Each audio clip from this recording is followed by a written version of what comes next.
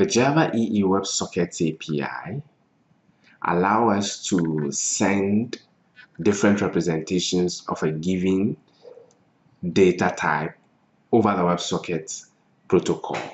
Now, in this case, we have a simple POJO here called my simple POJO with some fields here.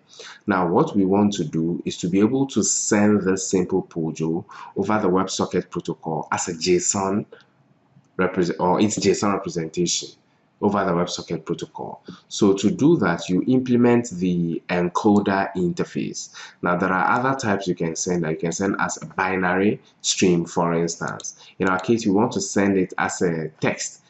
So the JSON representation of the simple POJO will be a JSON text type.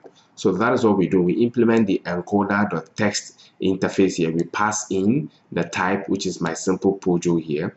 And then this particular interface has two methods. The encode method here, three actually, encode, init, and then destroy. But this one is what we need to override. We need to override this because this is where we encode this particular type to the textual representation, which is the string here. So in here, again, we are using the JSONB API. So we just call JSON builder.create.toJSON, and then we pass in our POJO. So this will convert this, or it will serialize this POJO, this my simple POJO type here, to its JSON representation. Now, with the JSON representation given to us, when we come into the endpoint here, we can simply send it to the client. So if you come here, the onMessage method here, we are calling the getBasicRemote.send object. This time we are not sending text. We are sending object here to the client, and we simply pass in my POJO. Now, passing in my POJO here, we'll simply call the the WebSocket API runtime. We'll call this particular class here, and then we'll convert this to the textual representation, our case JSON, and then send it to the client. So you can see that in the onMessage method here, we have the session being passed to us, and then we also have the my simple POJO.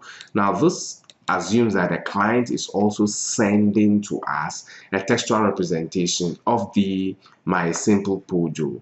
Now this is not so dissimilar to the JAX-RS system of doing things, where we can send a JSON representation to a client and a client can send a JSON representation to us. Except that with the JAX-RS case, you have message body readers and writers out of the box for JSON.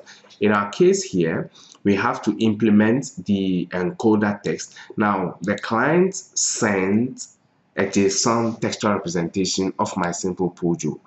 So how will the JAX-RS know to convert it to my simple POJO? It knows that because we have the my simple POJO decoder here, which implements the decoder.text interface.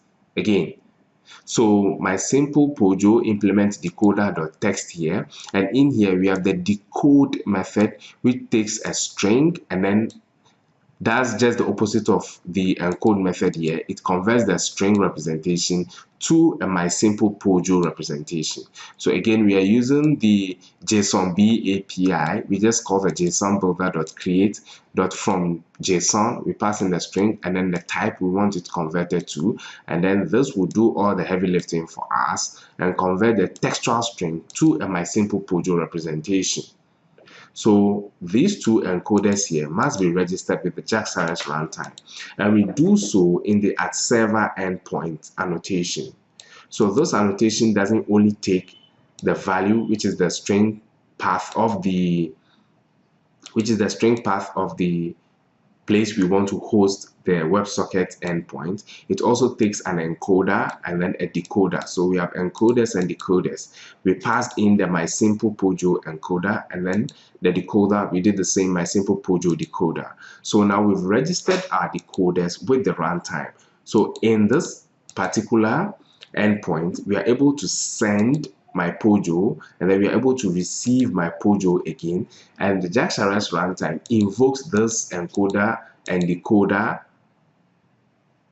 at the right time, passes in the relevant object, and then does the conversion for us. So this is how you can send other representations of a given Java type through the WebSocket API. Again, to do so, you need to implement the encoder and then the decoder interfaces, and then you can register them with your JAX-RS server endpoints, and then the JAX-RS runtime will do the heavy lifting on your behalf.